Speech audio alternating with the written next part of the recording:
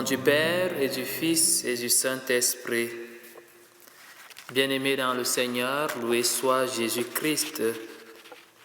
Nous voici rendus au 4e jour de notre série de méditations dans le cadre de la neuvaine à Marie, Reine des Cœurs, avec le thème que nous connaissons déjà tous, avec Marie, veillons sur l'univers entier.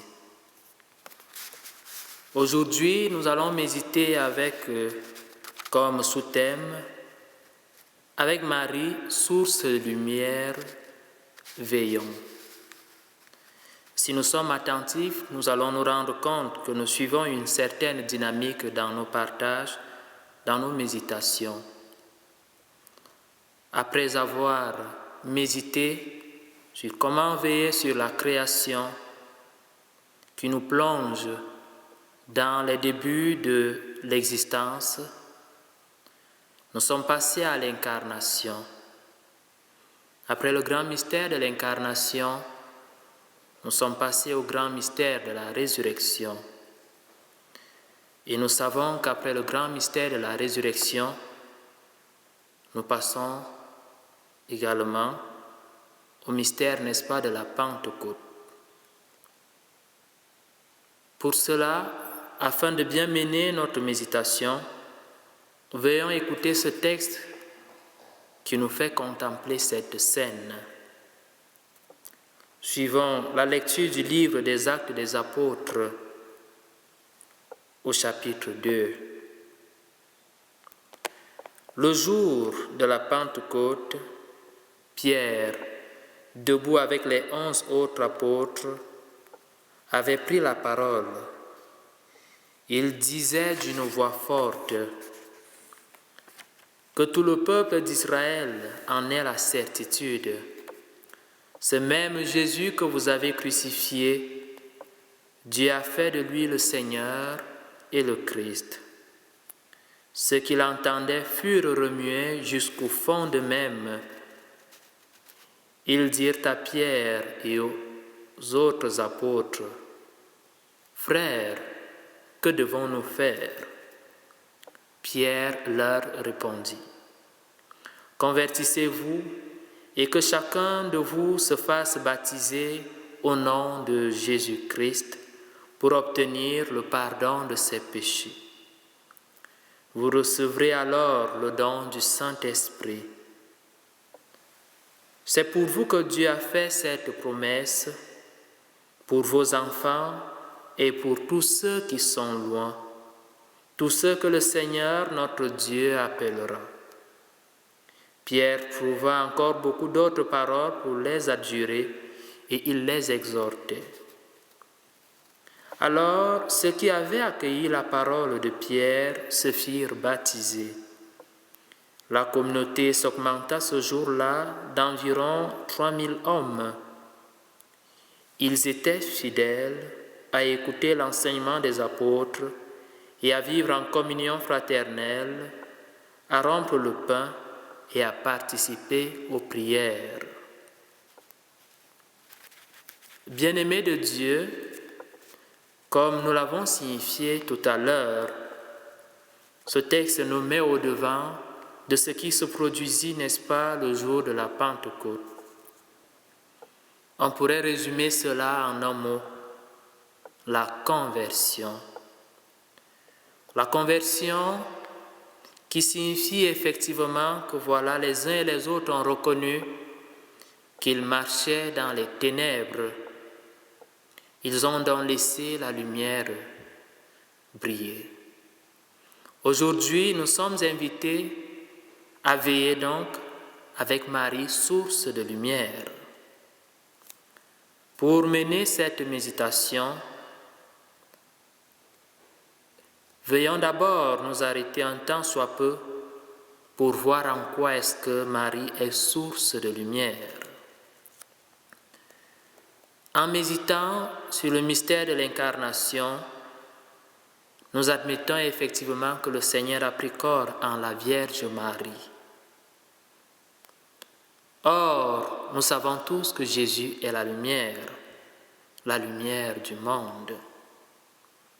Par sa conception donc, on peut reconnaître qu'effectivement, Marie est source de lumière, car c'est d'elle que Jésus est venu.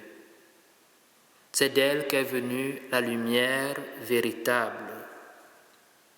Mais Jésus est aussi la bonne nouvelle.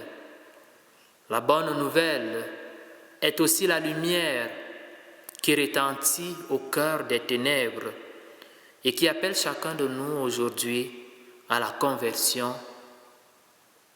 J'ai envie de dire à la conversion écologique ou encore à la conversion intégrale. À quoi pourrait renvoyer la lumière? Que fait la lumière? Nous savons très bien qu'au jour de la Pentecôte, il se dit qu'il se déposa sur les têtes des disciples comme des langues de feu. Le feu également est comme la lumière. C'est une charité. Cette charité qui est censée nous embraser tous, chacun, chacune. Cette lumière éclaire donc tout, elle éclaire tous. Nous sommes donc là au cœur du mystère de la Pentecôte et nous voyons effectivement que Marie est présente. Marie est avec les disciples. Marie est là où il y a la lumière. Marie est là où il y a la vérité. Marie est là où effectivement il faut stimuler les uns et les autres à prendre le chemin de la vérité, à prendre le chemin de la lumière. Marie ne reste pas dans les ténèbres.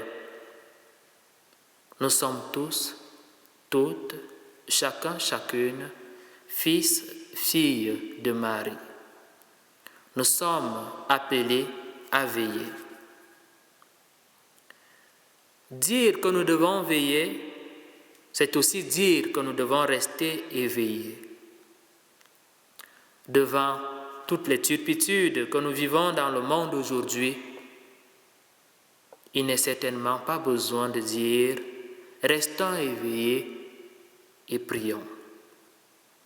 Nous avons besoin de beaucoup de prières pour qu'effectivement nos efforts ne soient pas vains.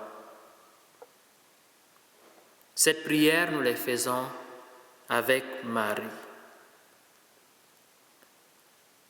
Restons éveillés, veillons peut aussi vouloir dire ne nous laissons pas tromper, ne nous laissons pas détourner, ne nous laissons pas aller dans les ténèbres. Le déboisement, à quoi conduirait-il?